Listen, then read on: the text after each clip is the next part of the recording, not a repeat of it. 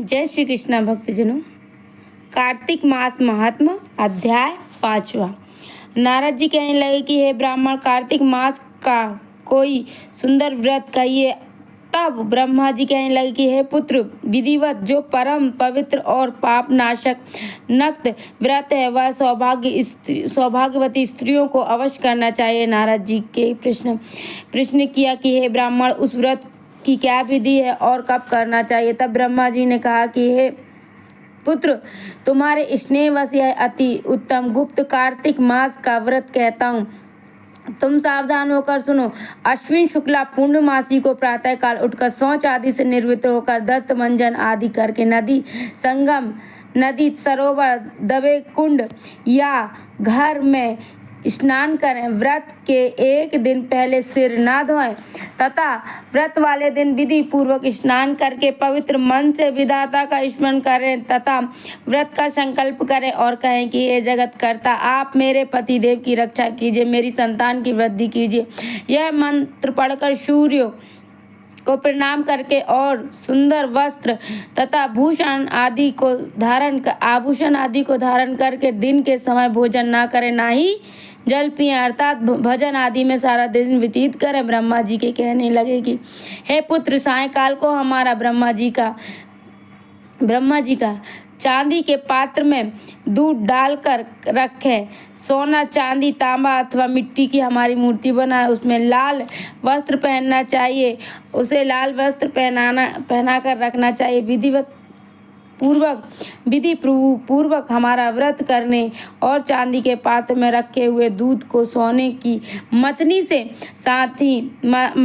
मतें। साथ ही यह प्रार्थना करें कि हे ब्रह्मा जी, मुझे भोग आदि के लिए गो प्रदान करिए, मेरी संतति को बढ़ाओ और मेरे पति को धन धान्य युक्त चिरंजीवी कर दो, बहुत से दास दासी गण प्रदान करो। इसके पश्चात ब्रह्मा जी को भोजन कराएं और कुल के वृद्धों और वृद्धाओं को स्वादिष्ट पकवान से तृप्त करें। स्वयं भी तारों को देखकर भोजन करें। यह अश्विन शुक्ला पूर्णमासी को ब्रह्मा जी का नक्त व्रत होता है। यह व्रत सब प्रकार के पापों को नाश करने वाला, समस्त मनोकामनाओं को पूर्ण करने वाला तथा ज्ञानी पुरुषों को मुक्त दिलाने वाला है। भगवान जप तप अर्थात तीर्थ स्थान से इतने प्रसन्न नहीं होते जितने कि इस व्रत को करने से होते। ब्रह्मा जी के आगे इस दिन कपूर जलाना चाहिए। उसको बड़े बड़े वृक्षों गोदान का फल मिलता है तथा उनके कई कुल वैकुंठ को जाते हैं। जो केसरी तथा कस्तूरी सहित कपूर अर्पण करता है उसके कई वंश ब्रह्मलोक को प्राप्त होते हैं। जो स्त्री इस दिन वस्त्र का दान करती है वह कपड़े के सूत के तारों की संख्या के बराबर करोड़ों वर्ष तक वैकुंठ में वास करती है। जो गहने का दान करती है उसको ब्रह्मलोक की प्राप्ति होती है। जो स्त्री हृदय से ब्रह्मा जी का रूप तथा मुख में ब्रह्मा जी का नाम लेती है, माथे पर निर्माल्य धारण करती है, वह सदैव पतिव्रता रहती है। इस प्रकार अश्विन शुक्ला पूर्णमासी को स्नान कर पूजन, ब्राह्मणों को भोजन, वृद्धजनों का पूजन करती है। वह सायंकाल को ब्रह्मा जी का पूजन करती है और ब्रह्मा जी से प्रार्थना करती है कि हे ब्रह्मा जी, यह व्रत मैंने आपके निमित्त किया है।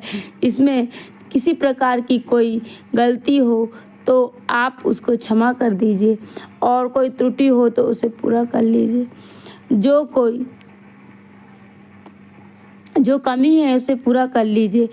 जो कोई कथा पढ़ता है अथवा सुनता है उसको अश्वमेध यज्ञ का फल प्राप्त होता है। बोलो श्री हरिनारायण विष्णु भगवान की जय, माता लक्ष्मी की जय, राधा रमन लाल की जय, बाल गोपाल कृष्ण की जय, शालिग्राम तुलसी मैया की जय। मिलते हैं आपसे 6वें अध्याय में। जय श्री कृष्ण।